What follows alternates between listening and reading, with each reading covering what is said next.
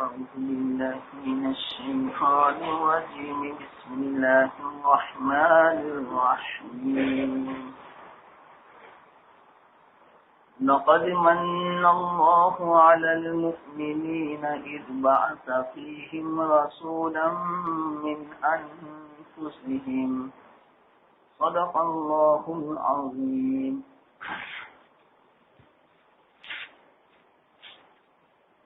محترم دوستو،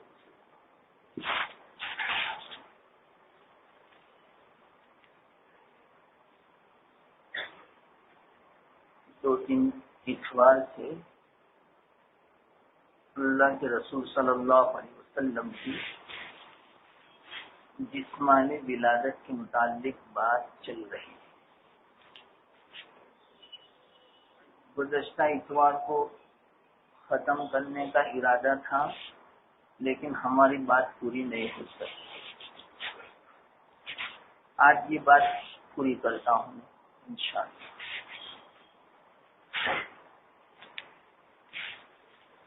جسمانی ولادت اکثر باتیں آپ کے سامنے آ چکی.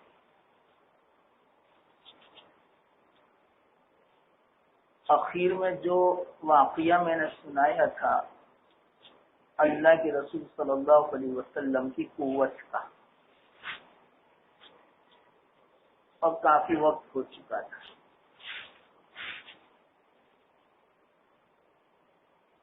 صرف ایک واقعہ میں سنا دوں، اس سے بڑا سبق ہے. اس لیے پھر میں آپ کو سمجھاتا ہوں روحانی ولادت مختصر. جیسا کہ آپ کو پتا چلا بخاری شریف کی روایت ہے. ایک روایت میں ہے اللہ کے رسول صلی اللہ علیہ وسلم کو جنت کے 30 آدمیوں کی قوت عطا فرمائی گئی، اور جنت کا ایک آدمی دنیا کے 100 آدمیوں کے برابر ہے. اس اعتبار سے 3000 آدمیوں کی قوت ہے، اور ایک روایت میں 40 مردوں کی ہے، تو اس اعتبار سے 4000 مردوں کی قوت اللہ کے رسول صلی اللہ علیہ وسلم کو عطا فرمائیں گے. یہ بات ہماری چل رہی تھی. حدیث کا ایک مختصر واقعہ سناؤں آپ کی قوت کا. علماء سناتے ہیں ایک مرتبہ اللہ کے رسول صلی اللہ علیہ وسلم صحابہ کے ساتھ ایک غزوے سے واپس آ رہے تھے. دوپہر کا وقت تھا، گرمی کا زمانہ تھا. تمام صحابہ جہاں جس کو سایہ ملا وہاں اس نے پڑاؤ ڈال دیا، اور دوپہر کو قیلولہ کے لیے لیٹ گئے. اللہ کے رسول صلی اللہ علیہ وسلم بھی ایک درخت کے نیچے سو گئے اور اپنی تلوار درخت پہ لٹکا دی. جہاد سے واپس آ رہے تھے. صحابہ الگ الگ تھے. اسی بنا پر حدیث میں آتا ہے الگ الگ نہیں رہنے کا، ساتھ میں رہو ورنہ شیطان تم پر غالب آ جائے گا اور دشمن بھی تم پر غالب آ جائے گا. جب اس طرح دیکھا بعد میں چل کر اللہ کے رسول صلی اللہ علیہ وسلم نے منع فرمایا تھا کہ اس طرح الگ الگ مت رہو. اب کیا ہوا، آپ تو آرام فرما رہے تھے. ایک کافر آیا موقع دیکھ کر کہ بڑا اچھا موقع ہے نعوذ باللہ محمد کو قتل کرنے کا. وہ آیا، درخت پہ سے تلوار اتاری اللہ کے رسول صلی اللہ علیہ وسلم کی، اور آپ کے سینے پر چڑھ بیٹھا. تلوار سونت کر اللہ کے رسول صلی اللہ علیہ وسلم کو بیدار کیا. بیدار کرنے کے بعد پوچھا کہ محمد بتاؤ اب تمہیں کون بچائے گا؟ چلو بتاؤ. جب دشمن ہو، تلوار ہاتھ میں ہو، ایسی حالت میں وہ دشمن سینے پر سوار بھی ہو اور قریب ہے کہ وہ تلوار چلائے اور گلا اڑا دے، اس وقت کیسی حالت ہوئی آدمی؟ وہ حالت کا تصور کرو بس. آدمی کی حالت کیا ہوگی اس وقت؟ چاہے وہ مضبوط آدمی کیوں نہ ہو، کانپ جائے گا، لرزا جائے گا کہ بس اب ختم، اب مجھے کوئی نہیں بچا سکتا. لیکن ایسے وقت میں کتنی بہادری ہے اللہ کے رسول صلی اللہ علیہ وسلم کی. اللہ کے رسول صلی اللہ علیہ وسلم نے اطمینان کے ساتھ فرمایا، ذرہ برابر حرکت نہیں فرمائی، کوئی خوف نہیں، کوئی ڈر نہیں، اور یوں فرمایا اللہ. اس نے پوچھا کہ کون بچائے گا؟ اللہ کے رسول صلی اللہ علیہ وسلم نے فرمایا اللہ. معلوم نہیں کس دل کی گہرائی سے یہ فرمایا ہوگا اللہ، کہ جس کی بنا پر وہ کافر سینے پر جو بیٹھا ہوا تھا کانپ گیا اور اس کا ہاتھ بھی لڑک گیا اور ہاتھ میں سے تلوار نیچے گر گئی. جیسے تلوار نیچے گری، اللہ کے رسول صلی اللہ علیہ وسلم نے دیکھا کہ یہ کانپ رہا ہے، فوراً ہاتھ میں اٹھا لی تلوار اور اس کو گرایا اور اس پر سوار ہو گئے. اب بتا تجھے کون بچائے گا مجھ سے؟ تو وہ رونے لگا، کانپنے لگا اور یوں کہا آپ ہی مجھے بچا سکتے. اس وقت میں اللہ کے رسول صلی اللہ علیہ وسلم فرماتے نہیں، میں نہیں بچا سکتا، اس ذات نے مجھے جس کو بچایا تجھ سے، وہی ذات تجھ کو مجھ سے بچا سکتی ہے. میں کیا بچا سکتا ہوں؟ وہی ذات بچا سکتی ہے. جس ذات نے مجھے بچایا تجھے بھی بچا سکتا ہے. فوراً اس آدمی نے کہا مجھے معاف کرو، فوراً معاف کر دیا. ہے آج کل ایسا کوئی آدمی کہ اتنا خطرناک دشمن، بالکل قتل کی تیاری، اور ایسے وقت میں اللہ کے رسول صلی اللہ علیہ وسلم نے معاف فرما دیا.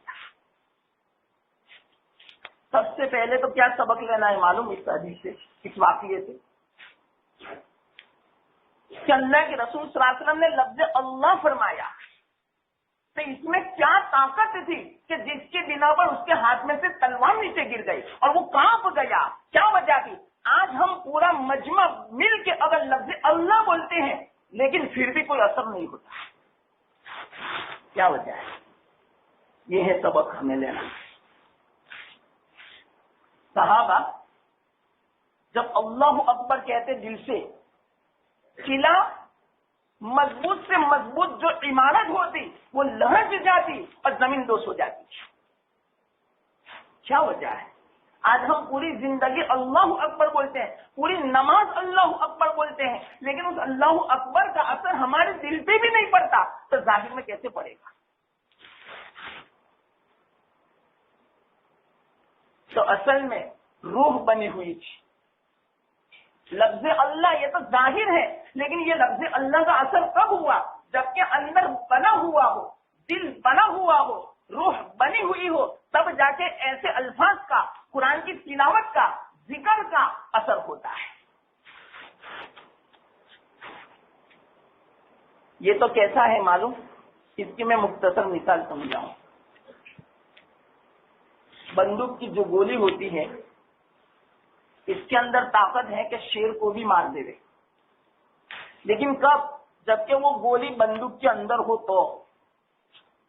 لیکن ہم ہاتھ میں رکھ کر اگر ماریں گے تو پرندے کو بھی نہیں مار سکتے. ہاں، اس گولی کو صحیح معنوں میں بندوق کے اندر رکھیں گے تو شیر بھی مر جائے گا. تو آج ہمارے پاس واقعیت قرآن ہے، ذکر ہے، سب کچھ ہے، لیکن بندوق نہیں ہے. یعنی وہ روح نہیں ہے، وہ زبان نہیں ہے، وہ دل نہیں ہے کہ جس دل سے یہ کلمہ جو پڑھنا چاہیے اور اس کلمے کا جو اثر ہونا چاہیے وہ اثر نہیں ہوتا. اور صحابہ کے پاس واقعتاً بندوق کی گولی تھی یوں سمجھو، لیکن ان کے پاس بندوق بھی تھی، جب ایک مرتبہ زبان سے بول دیتے تھے اس کا اثر ہو جاتا تھا۔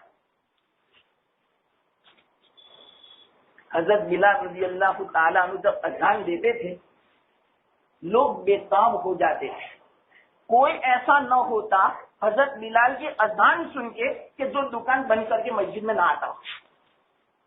اور آج ایک ساتھ میں 10 اذانیں تاجر آدمی اپنی دکان میں بیٹھ کے سنتا ہے، لیکن دل نہیں چاہتا کہ فوراً میں مسجد کی طرف چلوں۔ کیا وجہ ہے؟ حضرت بلال بھی اذان دیتے تھے، لیکن وہ اذان عجیب قسم کی، انہوں نے روح بنائی تھی، اپنے آپ کو بنایا ہوا تھا۔ آدمی جب پہلے اپنے آپ کو بناتا ہے تو پھر بعد میں اس کی بات کا بھی اثر ہوتا ہے۔ آج ہماری بات کا بھی اثر نہیں ہے، کیوں؟ اس لیے کہ اس بات پر خود نے عمل نہیں کیا، تو پھر بعد میں اس بات کا اثر دوسروں پر کیسے پڑے گا؟ تو یہ بات، یہ سبق لینا ہے سب سے پہلے، ورنہ کلام مجید وہی ہے جو اللہ کے رسول صلی اللہ علیہ وسلم کے زمانے میں تھا، اس کے اندر وہی طاقت ہے جو اس زمانے میں طاقت تھی، لیکن پڑھنے والے کے اندر وہ طاقت باقی نہیں رہی جو پہلے زمانے میں پڑھنے والے کے اندر طاقت تھی۔ ورنہ کلام مجید جو تلاوت کرے جس گھر میں، مجال ہے کہ شیطان یا جنات یا آصف اس گھر میں قدم رکھ سکے؟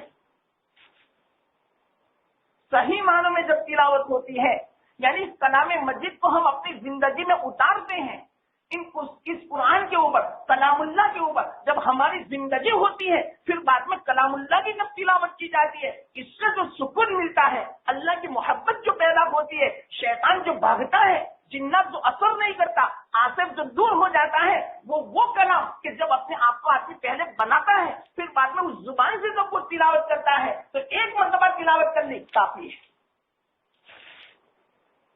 صحابہ کیا فرماتے تھے؟ ایک مرتبہ کسی دعا کو اگر انہوں نے پڑھ لیا تو ایسا اثر ہوتا تھا۔ مثال کے طور پر ایک بات میں بیان کروں، حدیث میں آتا ہے، دو واقعے میں مختصر سناؤں۔ حدیث میں آتا ہے ایک صحابی کو کمر میں بہت درد تھا، جیسے کہ آج کل ہمیں بھی مختلف قسم کا درد ہوتا ہے، تو اللہ کے رسول صلی اللہ علیہ وسلم نے فرمایا کہ فلانے جو میں دعا آپ کو بتاؤں وہ پڑھو۔ تو بتائی دعا، کیا دعا بتائی؟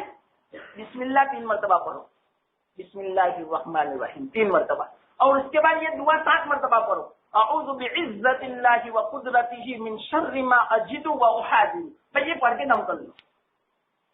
وہ صحابہ تھے، اللہ کے رسول صلی اللہ علیہ وسلم کا زمانہ تھا، مبارک زمانہ، ایک ہی مرتبہ یہ عمل کیا اور یہ درد معلوم نہیں کہاں چلا گیا، پتہ ہی نہیں چلا۔ اور آج کل ہم پوری زندگی پڑھتے ہیں لیکن کوئی اثر نہیں ہوتا، لیکن اس سے نا امید نہ ہو۔ اگر اس زمانے میں برکت تھی تو اس زمانے میں اگر وہ برکت نہیں ہے تو کم از کم ہم 1 مرتبہ نہیں تو 10 مرتبہ، 10 مرتبہ نہیں تو 1 مہینہ 2 مہینہ بھی پڑھیں، کبھی نہ کبھی تو انشاءاللہ اس کا اثر ہوگا۔ ایک واقعہ ہوا کمر کی درد کا۔ دوسرا واقعہ مختصر سناؤ۔ ایک صحابی تھے، ان کی دار میں بہت درد تھا،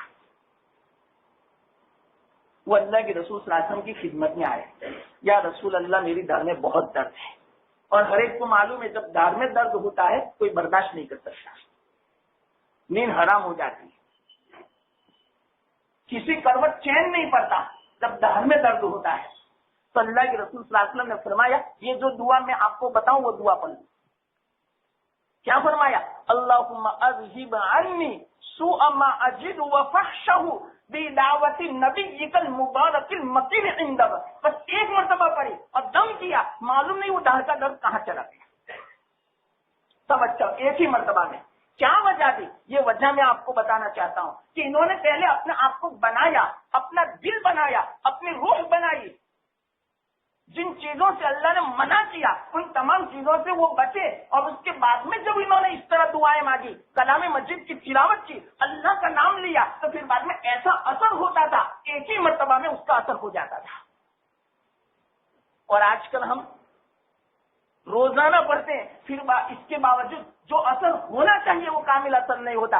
وجہ واحد یہی ہے کہ آج ہمارا لقمہ کیسا ہے. سب سے پہلا تو لقمے کا سوال ہے. پیٹ میں جو غذا جاتی ہے وہ دیکھو وہ کیسی جاتی ہے، حلال کی ہے، حرام کی ہے، یا شک کی ہے، یا شریعت کے خلاف کی ہے. تو پھر بعد میں کیسے اثر ہو؟ کوئی اثر نہیں ہوتا. یاد رکھنا، دعا بھی قبول نہیں ہوتی. کلام مجید کی تلاوت تو ہے، ثواب مل جائے گا، لیکن جو اثر ہونا چاہیے وہ اثر نہیں ہوتا. اور اللہ کے ذکر کا جو اثر ہونا چاہیے وہ اثر نہیں ہوتا. صحابہ کیا وجہ ہے؟ صرف ایک مرتبہ اللہ اکبر کہتے رہے، قلعہ کو بھسم کر دیتے رہے، قلعہ کو زمین دوز فرما دیتے رہے. کیا وجہ تھی؟ وہ روح تھی ان کے اندر. ایک مرتبہ حضرت بلال اذان دے دیتے رہے، کسی کی مجال نہیں ہوتی تھی کہ وہ دکان میں بیٹھا رہے.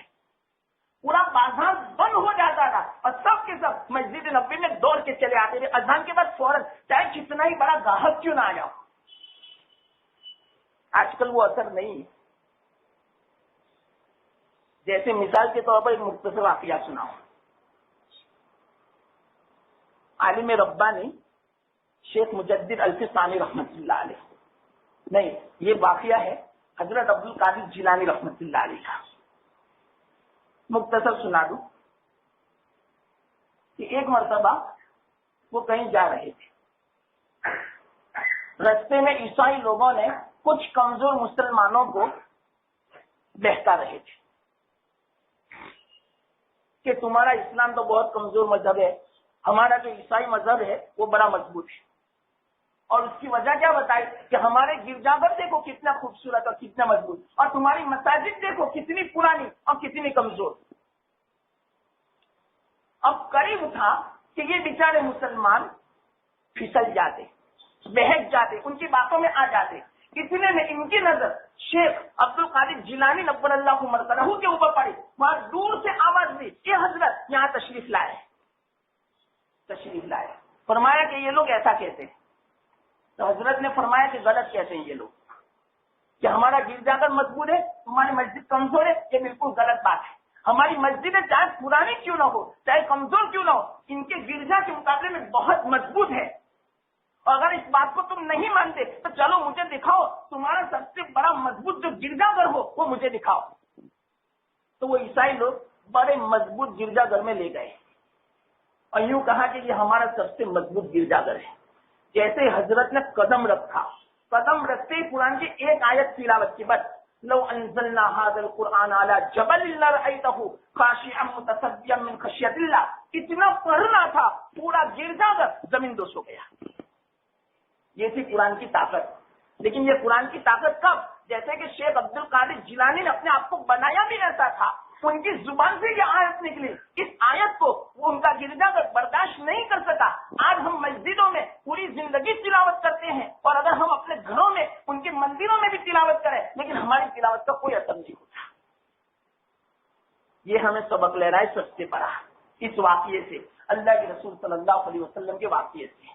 یعنی اپنے آپ کو بنانا ہے، پہلے اپنے دل کو بنانا ہے، اپنی زندگی کو سنت کے مطابق لانا ہے، اپنی زندگی کو اللہ کے رسول صلی اللہ علیہ وسلم کے احکام کے مطابق لانا ہے. اگر اس طرح زندگی جب ہو جائے گی اس کے بعد میں دیکھنا نماز کا کیا اثر ہوتا ہے.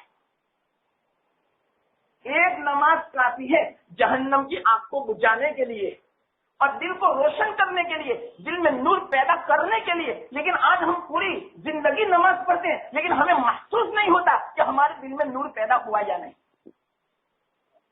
آج ہماری نماز کیسی؟ نماز پڑھ کے باہر نکلیں گے، کوئی عورت گزرے گی فوراً ہماری نظر اس کے اوپر پڑ جائے گی.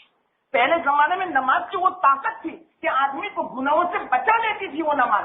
آج کیوں ہماری وہ نماز نہیں ہے جو گناہوں سے بچا سکے، حرام لقمے سے بچا سکے، جھوٹ سے بچا سکے، خیانت سے بچا سکے، دھوکہ دینے سے، کسی کو تکلیف دینے سے بچا سکے.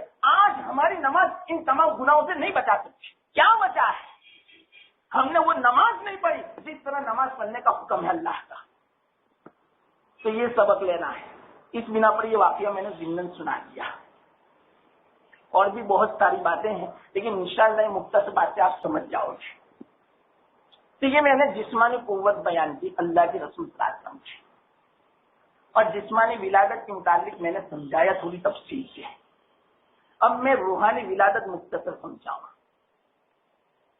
روحانی ولادت، جیسے میں نے کہا تھا میلاد النبی، یہاں سے یہ ہماری بات چلی، اللہ کے رسول صلی اللہ علیہ وسلم کی ولادت،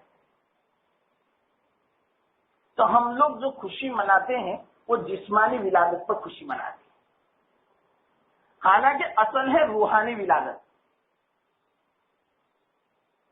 اللہ کے رسول صلی اللہ علیہ وسلم کا اصل مقصد دنیا میں بھیجنے کا روحانی ولادت ہے۔ کیسے روحانی ولادت؟ جسمانی ولادت تو میں نے سمجھا دیا کہ جسمانی ولادت میں ہمارے لیے کوئی عملی نمونہ نہیں ہے۔ کیسے عملی نمونہ نہیں؟ جیسے میں نے آپ کو سمجھایا کہ اللہ کے رسول صلی اللہ علیہ وسلم کا چہرے انور ایسا تھا، آپ کی آنکھیں مبارک ایسی تھی، آپ کے کان مبارک ایسے تھے، آپ کا علم ایسا تھا اور آپ کا جسم ایسا تھا، تو ایسا تو کوئی آدمی جسم نہیں بنا سکتا۔ کوئی آدمی چاہے بھی کہ میرا چہرہ اللہ کے رسول صلی اللہ علیہ وسلم کا جیسا بن جائے، نہیں بن سکتا۔ تو جسمانی جو ولادت ہے اس میں ہمارے لیے عملی نمونہ نہیں ہے، ہم چاہیں بھی پھر بھی ہم اللہ کے رسول صلی اللہ علیہ وسلم کا جیسا جسم نہیں بنا سکتے۔ اصل میں عملی نمونہ جو ہے وہ ہمارے لیے روحانی ولادت ہے۔ اللہ تعالیٰ نے روحانی ولادت کے اندر ہماری زندگی میں عملی نمونہ رکھا ہے۔ روحانی ولادت کا مطلب کیا؟ وہ روحانی ولادت کب ہوئی؟ جسمانی ولادت تو میں نے سمجھا دی، مشہور قول کے اعتبار سے 12 ربیع الاول کو، جس طرح 12 ربیع الاول کو ولادت ہوئی تو اسی طرح 12 ربیع الاول کو وفات بھی ہوئی اللہ کے رسول صلی اللہ علیہ وسلم کی۔ یہ تو جسمانی ولادت ہوئی، لیکن یاد رکھنا روحانی ولادت کب ہوئی؟ اللہ کے رسول صلی اللہ علیہ وسلم کی روحانی ولادت 40 سال کے بعد ہوئی۔ کیا مطلب روحانی ولادت کا؟ جس مقصد کے لیے اللہ تعالیٰ نے اللہ کے رسول صلی اللہ علیہ وسلم کو بھیجا تھا وہ مقصد کب حاصل ہوا؟ 40 سال کے بعد۔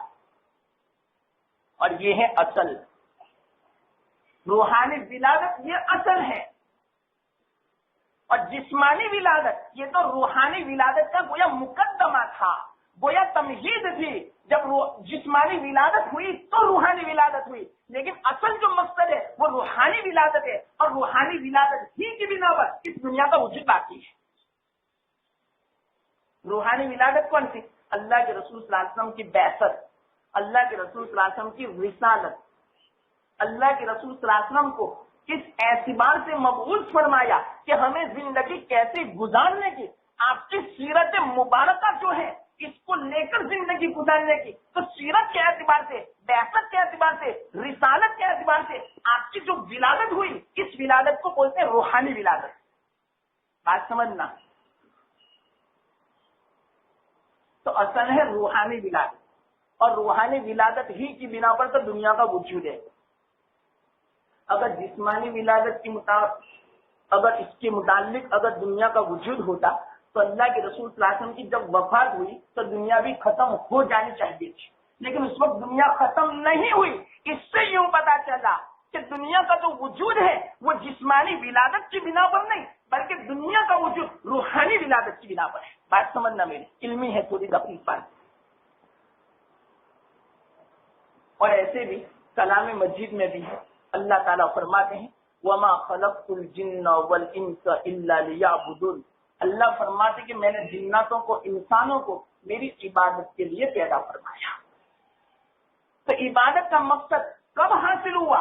اللہ کے رسول صلی اللہ علیہ وسلم کی روحانی ولادت سے۔ اور عبادت کسے کہتے ہیں کہ زندگی کس طرح گزارنے کی، نماز کس طرح پڑھنے کی، حج، زکات اور دوسرے جتنے بھی معاشرت، اخلاق، معاملات جو ہیں اس پر عمل کرنا، سنت کے مطابق، شریعت کی تعلیم کے مطابق، اس کو بولتے ہیں عبادت۔ تو یہ عبادت کب وجود میں آئی؟ روحانی ولادت کی بنا پر،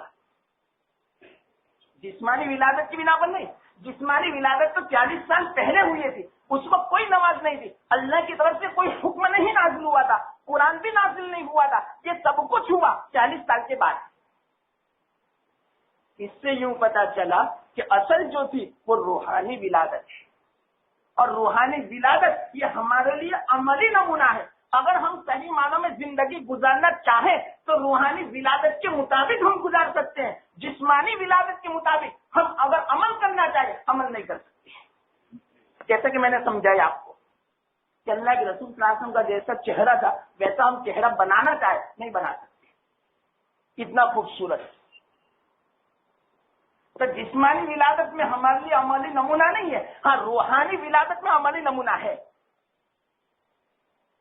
جیسا کہ حدیث میں آتا ہے اگر اللہ کے رسول صلی اللہ علیہ وسلم کا پیدا کرنا منظور نہ ہوتا تو آسمان اور زمین کو بھی پیدا نہ کیا جاتا۔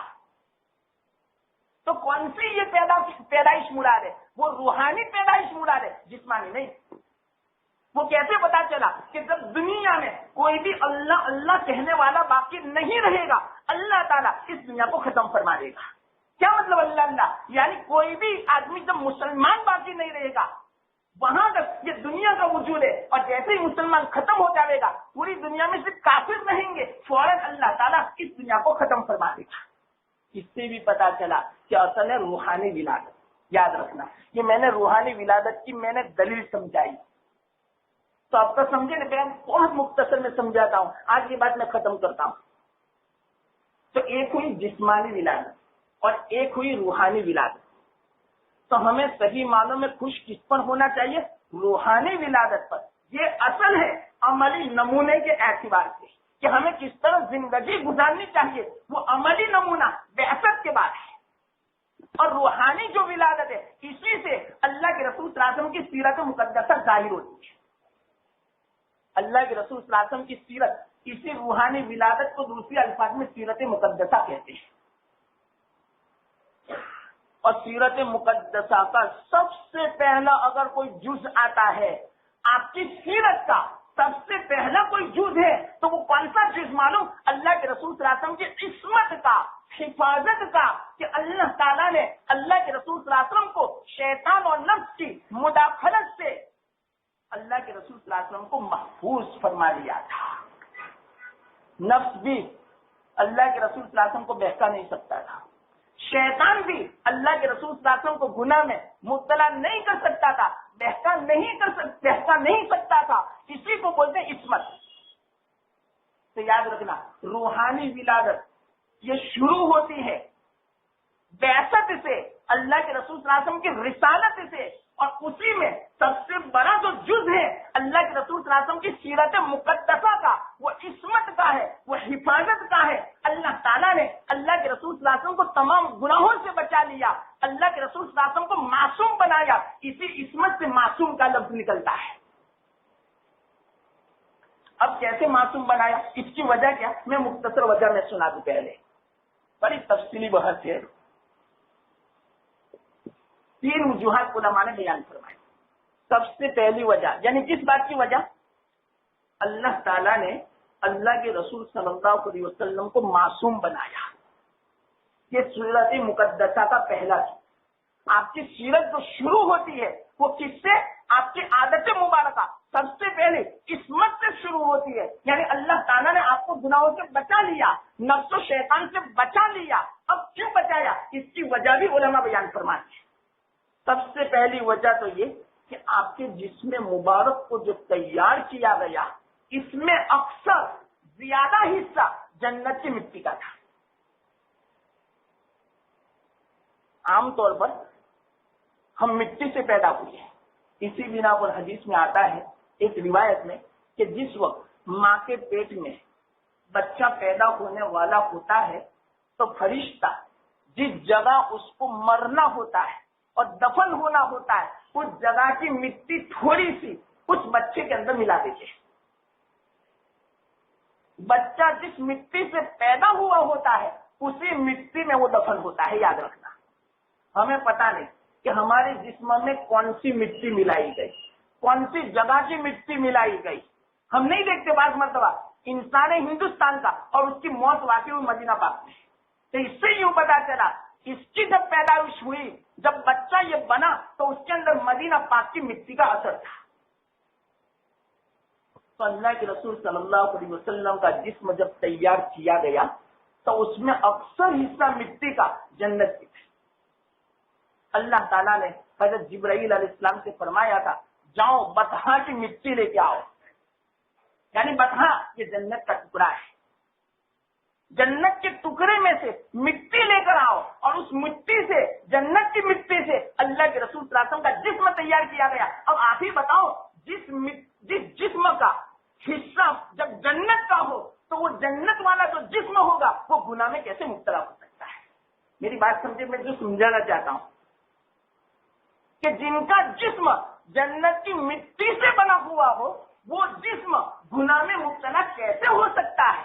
किस बिना पर? अल्लाह के रसूल सल्लल्लाहु अलैहि वसल्लम गुनाहों से महफूज थे, इसलिए कि अल्लाह के रसूल सल्लल्लाहु अलैहि वसल्लम का जिस्म का अक्सर हिस्सा वो जन्नत की मिट्टी का था। इसी बिना पर जन्नत की मिट्टी का जो असर था वही असर अल्लाह के रसूल सल्लल्लाहु अलैहि वसल्लम की जिस्म मुबारक का था कि जन्नत की मिट्टी में मक्खियां नहीं है, मच्छर नहीं है, बदबू नहीं है।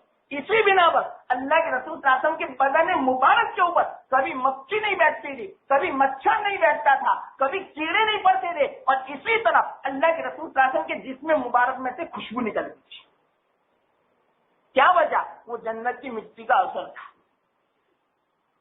बल्कि खुशबू भी कैसी मालूम? वो खुशबू इत्रों में भी नहीं मिलती थी। उस जमाने में औरतें अपनी दुल्हनों को जो इत्र लगाती थी, इसके अंदर अल्लाह के रसूल सल्लल्लाहु अलैहि वसल्लम की पसीना मुबारक मिलाती थी। तो एक मर्तबा अल्लाह के रसूल सल्लल्लाहु अलैहि वसल्लम ने फरमाया एक सहाबिया को, आप ऐसा क्यों करती हो? तो फरमाया, या रसूल अल्लाह, हम अपनी दुल्हनों को ये इत्र लगाते हैं इसलिए कि इस इत्र में वो खुशबू हो जाती है आपके पसीने के मिलाने की बिना पर कि ऐसी खुशबू दुनिया में नहीं मिलती। तो क्या वजह थी? वो जन्नत की मिट्टी का असर था। तो इससे पता चला, ये पहली दलील मैंने आपको समझाई किस बात की? कि अल्लाह के रसूल सल्लल्लाहु अलैहि वसल्लम गुनाहों से महफूज थे। क्यों महफूज थे?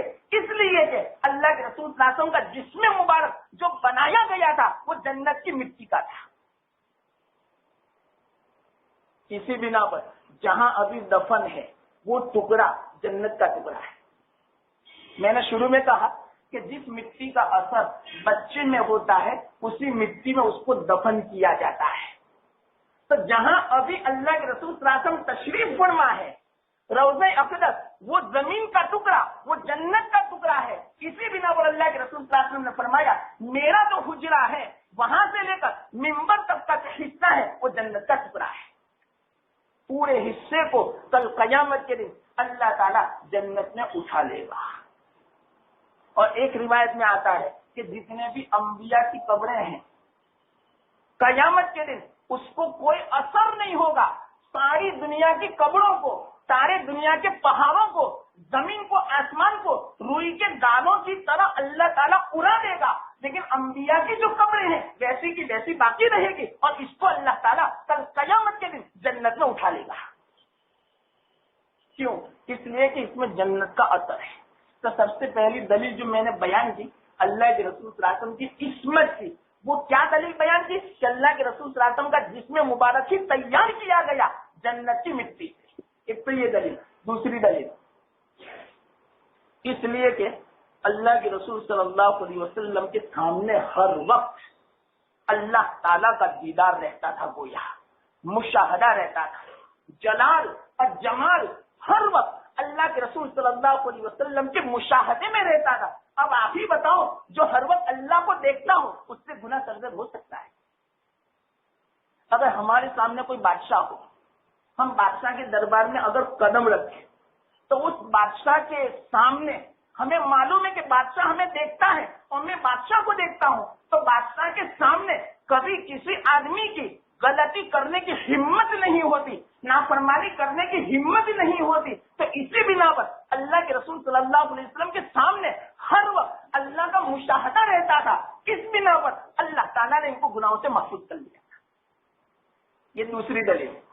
और तीसरी दलील, अल्लाह ताला खुद हिफाजत फरमाते, अंबिया की खुद हिफाजत करते अल्लाह ताला गुनाहों से। जैसे एक वाकया हज़रत यूसुफ अलैहिस्सलाम का आपने सुना होगा कि ज़लीखा ने इनको गलत काम के लिए बुलाया और कहाँ बुलाया? 7 कमरों में, 7 कमरों को ताला लगा दिया और 7वें कमरे में जब वो तैयार होकर बैठी हुई थी, एकदम से हज़रत यूसुफ अलैहिस्सलाम की नजर छत के ऊपर पड़ी तो इन्होंने अपने अब्बा की सूरत देखी और अपने अब्बा की तस्वीर कैसे देखी? मुंह में उंगली दबाए हुए अफसोस करते हुए देखा। जैसे ही ये देखा अपने अब्बा को, याकूब अलैहिस्सलाम को, फौरन वहां से भाग भागे भागे सातों कमरे के ताले टूट गए और बाहर निकल गए। ये अल्लाह की तरफ से हिफाजत थी। वरना कहते हैं कि जलीका एक तरफ बेगम थी, मलिका थी, हसीन और जमील थी। ऐसी हालत में, तन्हाई की हालत में औरत जब खुद बुलावे आदमी को, उस वक्त बचना उसके लिए बड़ा मुश्किल है। चाहे वो कितना मुत्तकी क्यों न हो, वो भी बच नहीं सकता। लेकिन ये हजरत यूसुफ अलैहिस्सलाम से, अल्लाह के नबी थे, अल्लाह ने इनको बचा लिया। इससे यूं पता चला, उलमा फरमाते हैं कि अंबिया को अल्लाह ताला गुनाहों से बचा लेते हैं। तो हजरत यूसुफ अलैहिस्सलाम को भी बचाया। तो इसी तरह याद रखना, अल्लाह के रसूल सल्लल्लाहु अलैहि वसल्लम की हिफाजत खुद अल्लाह ताला ने फरमाई। गुनाहों से, इस बिना पर वो गुनाहों से बचे हुए थे। अब पूरी अगर आपकी जिंदगी का मुताला करें कि अल्लाह के रसूल सल्लल्लाहु अलैहि वसल्लम को किस किस गुनाह से अल्लाह ने बचाया, मैं एक दो वाक्य मुख्तसर में सुनाऊं, बड़ी लंबी बहस है ये तो। अल्लाह के रसूल सल्लल्लाहु अलैहि वसल्लम की उम्र 12 साल की थी। उस वक्त का वाकया में मुख्तसर सुनाओ।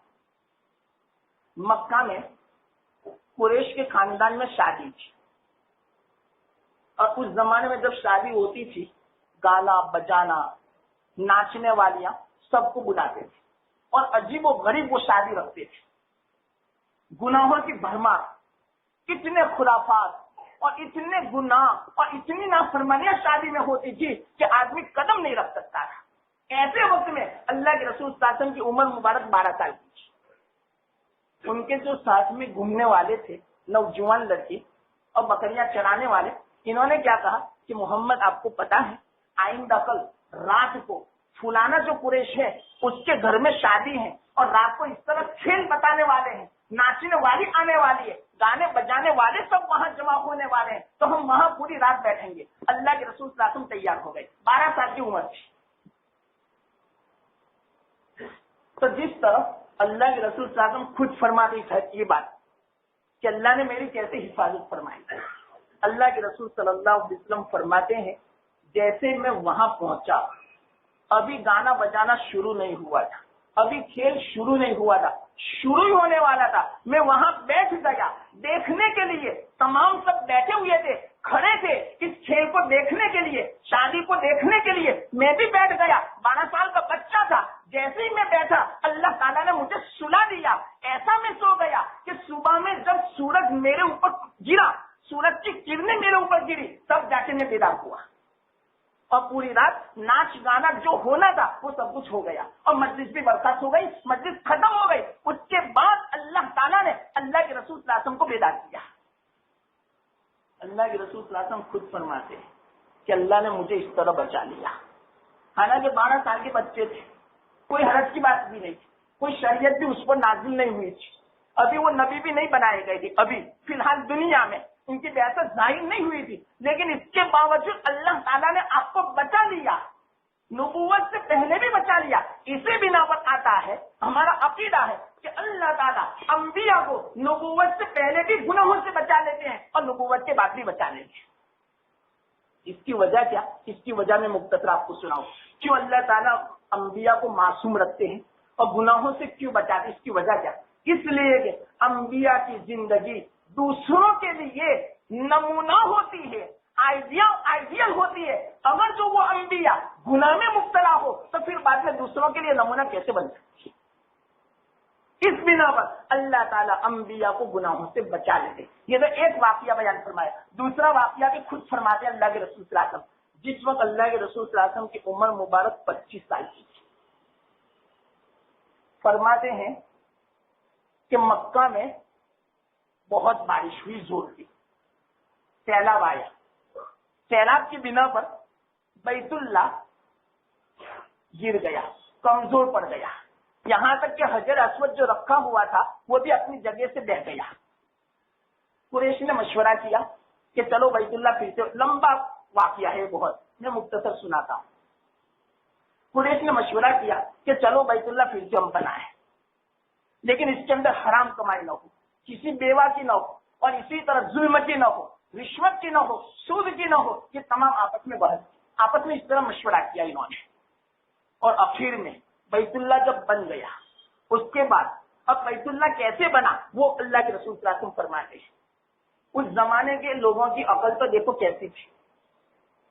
لوگوں نے یہ مشورہ کیا ہم اللہ کا گھر بناتے ہیں، تو اللہ کا گھر اس طرح بناویں کہ جس میں ذرہ برابر ہمارے اعتبار سے نافرمانی نہ ہو۔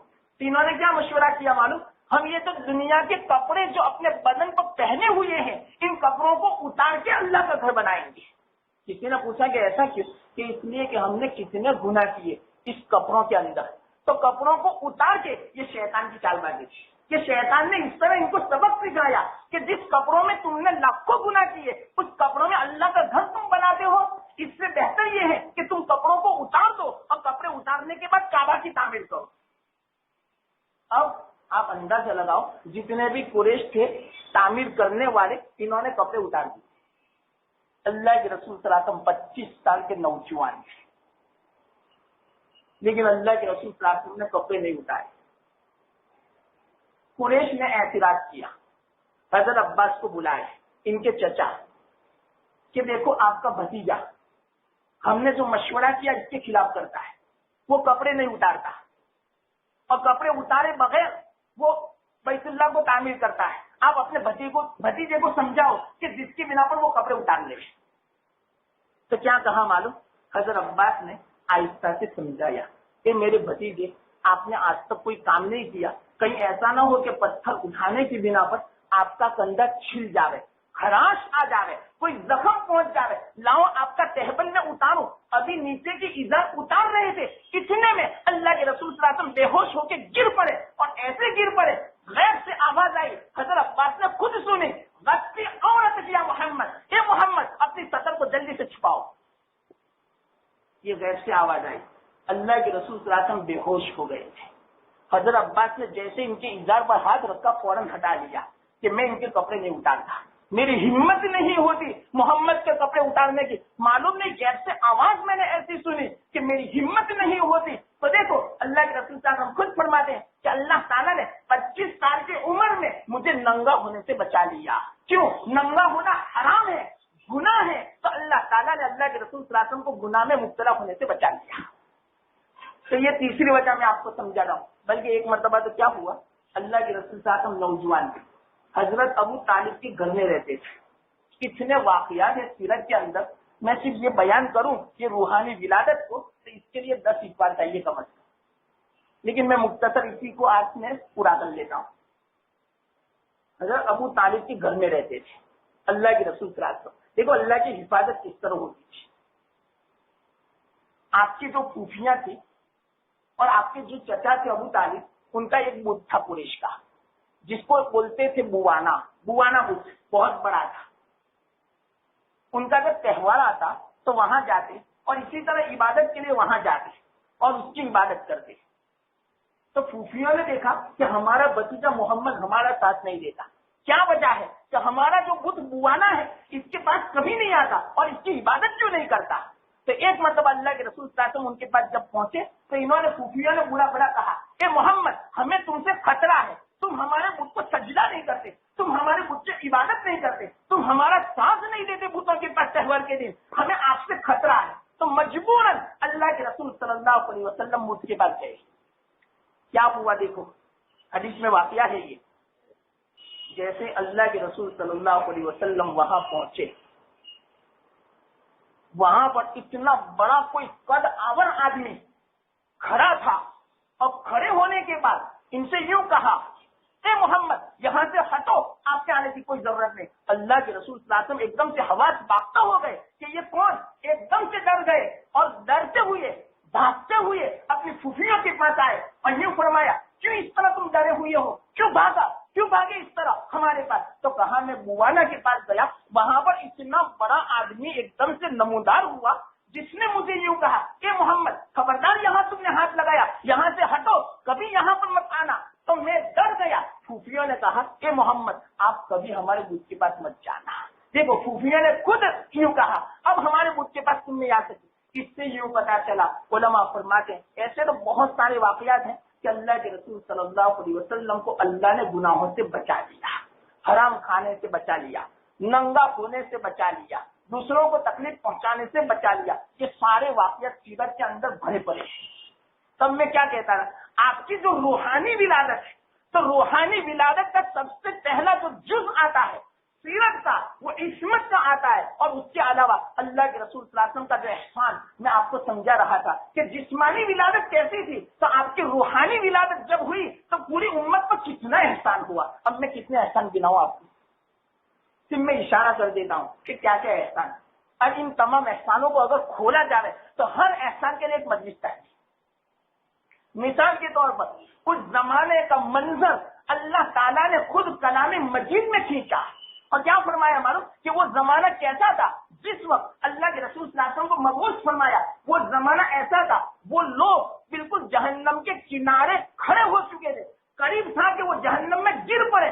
ایسے وقت میں اللہ کے رسول صلی اللہ علیہ وسلم نے سب کی کمر پکڑ پکڑ کے باہر کھینچا.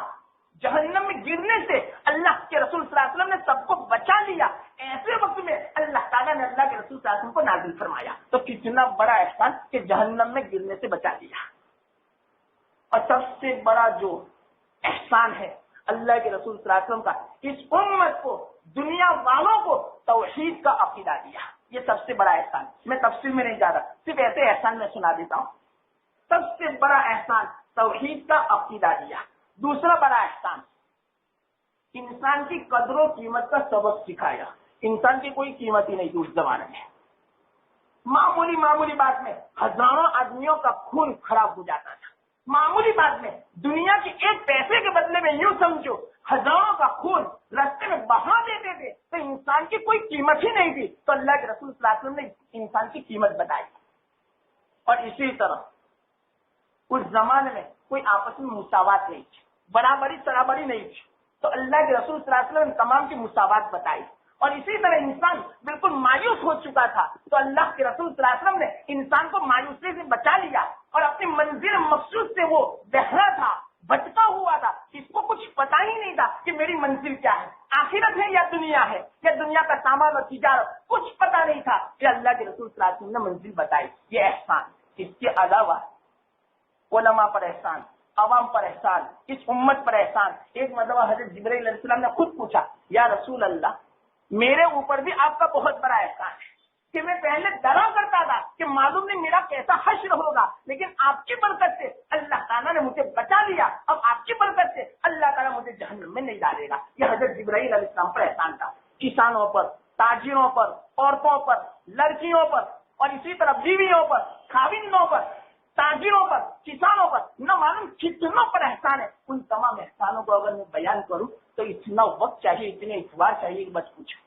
بس کسی بنا پر میں نے کہا آج میں اس بات کو میں ختم کرتا ہوں. یہ ہے روحانی ولادت. اب تو آپ سمجھ گئے. تو اس سے یوں پتا چلا اصل ہے روحانی ولادت. کیوں اصل روحانی ولادت؟ اس لیے کہ اس میں انسان کا عملی نمونہ ہے, اس میں انسان کو عمل کرنا پڑتا ہے. اسی بنا پر شیطان نے جسمانی ولادت کی خوشی میں ایسا مبتلا کر دیا کہ روحانی ولادت کو آدمی تصور بھی نہیں کرتا. لیکن صحیح معنوں میں ہے روحانی ولادت. جسمانی ولادت پر بھی خوش ہونا چاہیے, کوئی حرج کی بات نہیں, لیکن ایسا خوش ہونے کا تو شریعت کے خلاف نہ ہو. یہاں سے ہماری بات چلی کہ آج کل میلاد النبی اس طرح مناتے ہیں, اس طرح خوشیاں مناتے ہیں کہ جو شریعت کے خلاف ہے. حالانکہ صحیح معنوں میں خوشی منانی چاہیے روحانی ولادت پر. اس بات کو سمجھانے کے لیے 5 اتوار پوچھے. اللہ نے جو کچھ مجھے سمجھایا, اللہ مجھے بھی, آپ کو بھی, سب کو اس پر عمل کرنے کی توفیق عطا فرمائے. آج کی مجلس میں نے کتنے پون گھنٹے میں بیان کیا, لیکن آج کی مجلس جو تھی 10 اتوار کا خلاصہ تھا. اس بات کو میں 10 اتوار میں آپ کو سمجھا سکتا ہوں انشاءاللہ. ان ساری باتوں کو میں نے صرف پون گھنٹے میں آپ کو سمجھا دیا, کیونکہ بات بہت طویل ہو رہی تھی, اس لیے میں نے بات ختم کر دی. وآخر دعوانا الحمدللہ سبحان اللہ سبحان اللہ نشہد ان لا الہ الا انت.